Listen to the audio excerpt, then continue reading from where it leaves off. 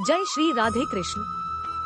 हमारे प्यारे भाइयों बहनों माताओं व बंधुओं, जीवन सूत्र चैनल पे आपका स्वागत है। आज आपके सामने लेकर आए हैं, कब है तुलसी पूजन दिवस, जानिए पौराणिक कथा, पूजा विधि और महत्व। तुलसी को बहुत ही शुभ और पवित्र माना जाता है। इसे घर के आंगन में लगाना शुभ माना गया है। धार्मिक मान्यता के अनुसार तुलसी पूजा का बहुत ही महत्व है। इस माह की 25 तारीख को तुलसी पूजन दिवस मनाया जाएगा। मान्यता के अनुसार इस दिन तुलसी की पूजा करने से आर्थिक समृद्धि आती है। ज्योतिष शास्त्र के अनुसार तुलसी में मां लक्ष्मी का वास होता है। तुलसी की पूजा करने से मां लक्ष्मी प्रसन्न होती है और घर में सुख समृद्धि का वास होता है। मान्यता के अनुसार भगवान विष्णु को भी तुलसी अधिक प्रिय है, इसलिए तुलसी की पूजा करने से भगवान विष्णु के भी प्रसन्न होने की मान्यता है। तुलसी पूजा विधि। सुबह प्रातः काल उठें और स्नान करें। तुलसी को जल अर्पित करें, सिंदूर लगाएं और फूल चढ़ाएं। धूप दीप से तुलसी की पूजा करें। पूजा के बाद तुलसी की माला का जाप करें। ज्योतिष में तुलसी का महत्व। ज्योतिष शास्त्र के अनुसार नियमित रूप से तुलसी की सुबह शाम पूजा करने से मां लक्ष्मी और भगवान विष्णु प्रसन्न होते हैं। इससे आर्थिक समस्या खत्म हो जाती है और धन आदि लाभ भी होता है। तुलसी का वास्तु शास्त्र में महत्व। वास्तु शास्त्र के अनुसार तुलसी को बहुत ही पवित्र और शुभ माना गया है। घर पर इसे लगाने से सकारात्मक ऊर्जा आती है। इसे घर के उत्तर पूर्व दिशा की ओर लगाना लाभदायक बताया गया है। रामा तुलसी को घर पर लगाना बहुत ही शुभ माना जाता है। तुलसी को घर के आंगन में लगाना चाहिए। मान्यता है कि इसे लागने से घर में सुख शांति का माहौल होता है और आर्थिक संपन्नता भी आती है। पूजा में तुलसी का महत्व। पूजा में तुलसी का बहुत ही महत्व बताया गया है। पूजा में भगवान को लगाए जाने वाले भोग में तुलसी दल डालना बहुत ही शुभ माना जाता है। मान्यता है कि इससे भोग का महत्व कई गुना अधिक हो जाता है। वहीं तुलसी का औषधीय रूप में भी बहुत प्रयोग किया जाता है। आयुर्वेद में दवाओं के बनाने में भी तुलसी का उपयोग किया जाता है। भगवान शालिग्राम की पूजा का महत्व। भगवान शालिग्राम की पूजा का महत्व। श्रीमद् देवी भागवत के अनुसार कार्तिक महीने में भगवान विष्णु को तुलसी पत्र अर्पण करने से 10,000 गायों के दान का फल प्राप्त होता है। वहीं शालिग्राम का नित्य पूजन करने से भाग्य बदल जाता है। तुलसी दल, शंख और शिवलिंग के साथ जिस घर में शालिग्राम होता है वहाँ पर माता लक्ष्मी का निवास होता है। तुलसी विवाह। पौराणिक कथा। एक बार शिव ने अपने तेज को समुद्र में फेंक दिया था। उससे एक महातेजस्वी बालक ने जन्म लिया। यह बालक आगे चलकर जालंधर के नाम से पराक्रमी दैत्य राजा बना। इसकी राजधानी का नाम जालंधर नगरी था। दैत्यराज कालनेमी की कन्या वृंदा का विवाह जालंधर से हुआ।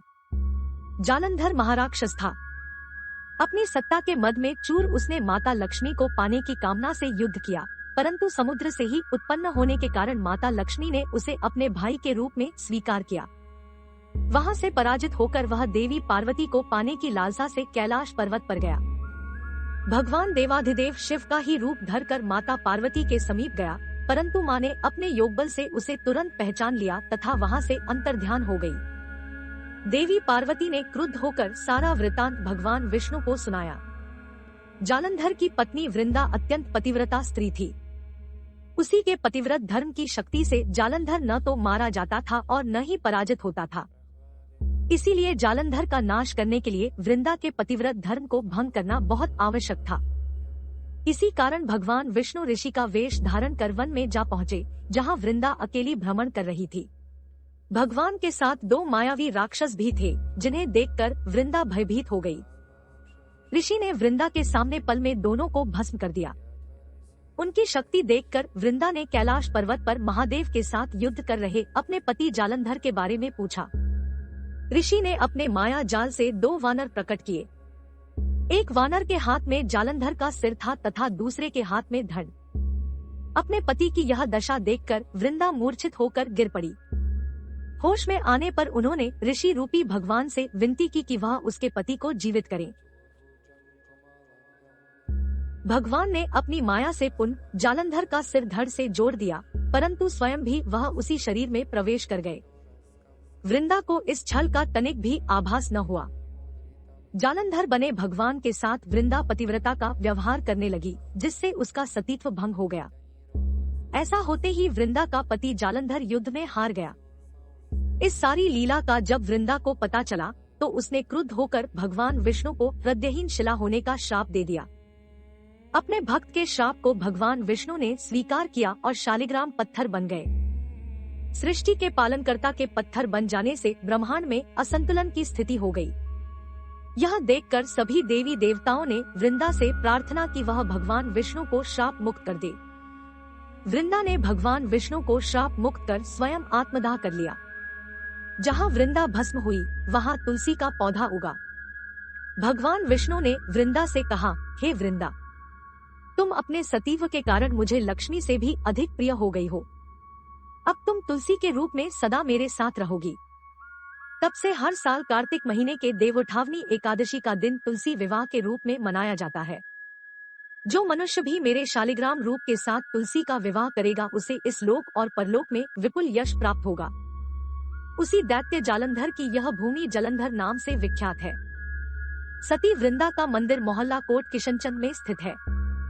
कहते हैं कि इस स्थान पर एक प्राचीन गुफा भी थी जो सीधी हरिद्वार तक जाती थी। सच्चे मन से 40 दिन तक सती वृंदा देवी के मंदिर में पूजा करने से सभी मनोरथ पूर्ण होते हैं। जिस घर में तुलसी होती है वहाँ यम के दूत भी अस्मय नहीं जा सकते। मृत्यु के समय जिसके प्राण मंजरी रहित तुलसी और गंगा जल मुख में रखकर निकल जाते हैं वह पापों से मुक्त होकर वैकुंठ धाम को प्राप्त होता है। जो मनुष्य तुलसी व आंवलों की छाया में अपने पितरों का श्राद्ध करता है उसके पितर मोक्ष को प्राप्त हो जाते हैं।